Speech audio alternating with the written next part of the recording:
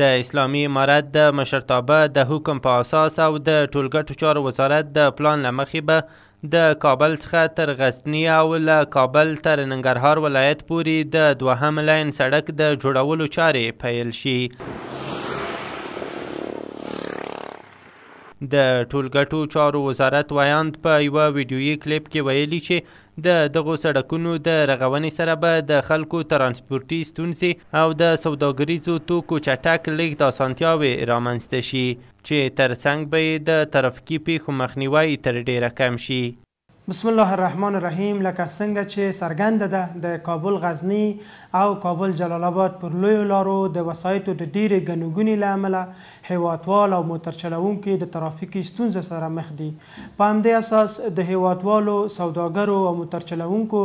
د ترافیکي او ترانسپورتي ستونزو د حل په موخه د افغانستان اسلامي امارت د مشرتابه د حکم پر بنسټ او د ټولګټو وزارت له پلان سره سم د کابل غزني دویم لاین سړک او د کابل جلال آباد دویم لاین سړک د پاتې برخو د کابل ولایت له خاک جبار ولسوالۍ څخه د ننګرهار ولایت تر مملې باغ سیمې پورې د اساسي رغونې کار د یاد وزارت لخوا د ټول پلازا د محصول په بدل کې پیل کیږي. دا مهال ټولګټو وزارت د هیواد په بیلابیلو برخو کې یو شمېر لوی عامل منفعه پروژې تر کار لاندې لري چې په بشپړېدو سره به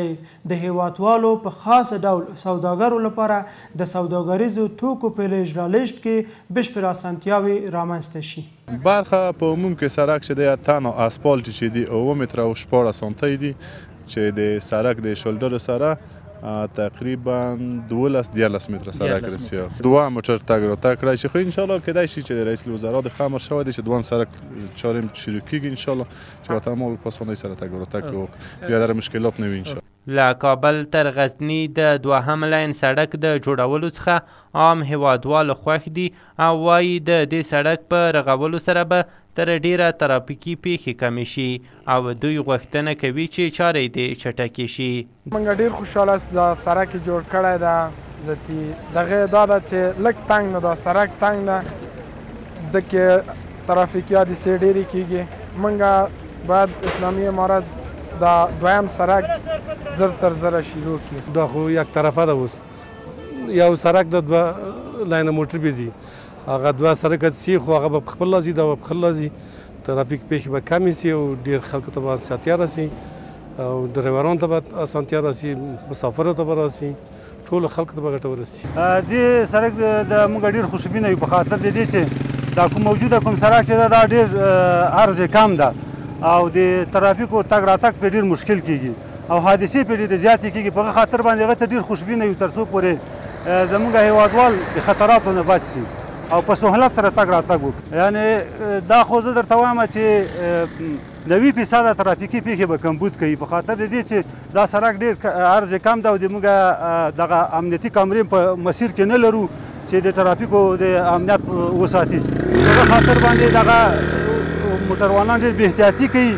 او د ورځې موږ یوه حادثه دوه حادثې په دغه لاین کې تر سید آباده پورې یو خواته خو زه حال نه لرم ته دا سید آباد ته زه روزانه ځم،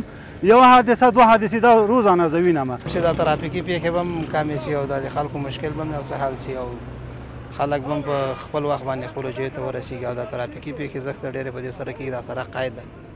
باید یو څنګ کې بل سړک شي چې هر طرف موټر په خپل طرف باندې لاړ شي. ډېر د خوشحالۍ خبر دی چې دویم سړک چارې شروع کېږي په خیر سره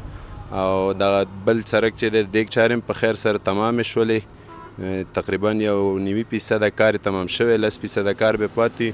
نو ډېر د خوشحالۍ ځای دی چې د دویم لیار سړک کار شروع کېږي په خیر. دا په داسې حال کې ده چې اوس مهال له کابل تر ننګرهار او له کابل تر کندهار ولایت پورې د سړک د جوړولو یو لاین چارې روانې دي چې د کمسور له امله ګڼ شمېره ترافیکي پیښې ورباندې رامنځته شوې چې تر ډېره یې مرګ ژوبله هم لرله.